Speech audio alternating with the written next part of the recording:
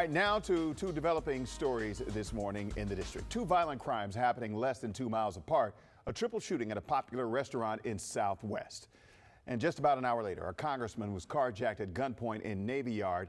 He is okay, but police are still searching for the three men responsible. Our Jess Arnold joins us now live from the intersection where it happened, which is K Street and New Jersey Avenue in Southeast. Jess, his car was just recovered. Yeah, police actually found that last night, not too long after it had been carjacked in the first place. They also said that the congressman was not injured, thankfully, but as you can imagine, it's still a scary situation. Now, when it comes to police, we have been seeing D.C. police as well as Capitol Police posted up around this area in about a 2-block radius all around here, so heavy police presence still here this morning. Now, the congressman we're talking about is Texas Democrat Henry Cuellar. Now, his team said that he was actually parking his car in this intersection last night around 9:30 when 3 men with weapons approached him and demanded his vehicle, which he, of course, then handed over.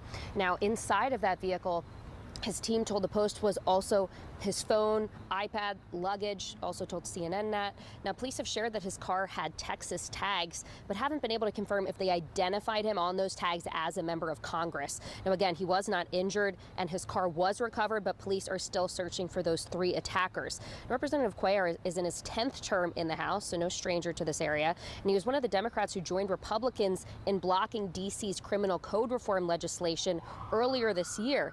Now, Congress Cuellar is actually the second lawmaker to be the victim of a crime in D.C. this year. Back in February, during all of those votes that I was talking about with that criminal code reform, Minnesota Congresswoman Angie Craig fought off an attacker in her apartment elevator with hot coffee.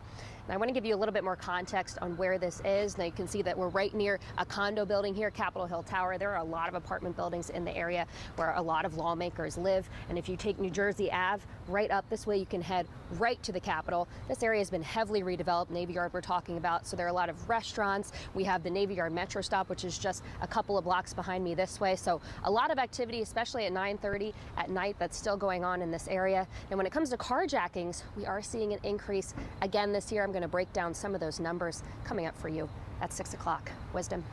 All right, Jess, thank you very much. And then less than 2 miles from where that congressman was carjacked, a restaurant, a popular restaurant that's popular with lawmakers, was the scene of more violence, a triple shooting. Randy Ayala is at that location. And Randy, one of those victims is a teenager.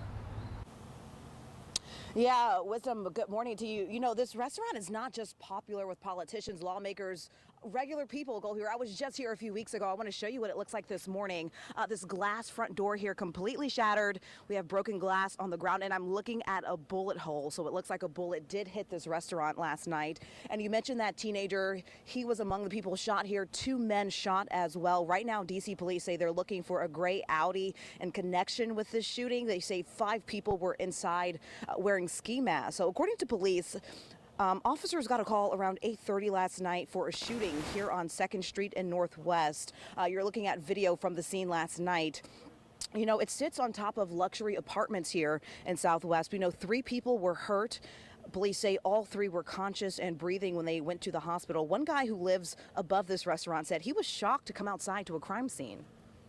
Normally you hear gunshots over on the other side where the bridge is, on the southeast side further. Then I just start hearing pop, pop, pop, pop, pop, pop, pop. But I'm thinking, okay, something happened over there. And then I heard a gun, not a gun, but a car just like scared off. Now, police say the 3 victims were found at 2 different locations. The 2 men were found outside the restaurant here.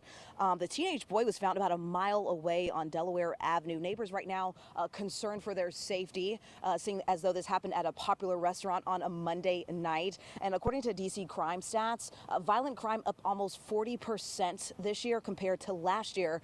So alarming for a lot of people. Coming up in our 6 o'clock hour, you're going to hear from a man who moved here from Venezuela. He wanted to escape a war zone, and he says he's feeling like he's in one right now in D.C. Allison. That's a really bad comparison, Randy. Thank you so much. Every time we cover stories like these, we hear many of you asking, what are district leaders doing to address the violence? Well, D.C.'s mayor hopes that some upcoming hiring events could make a difference. An immediate impact on your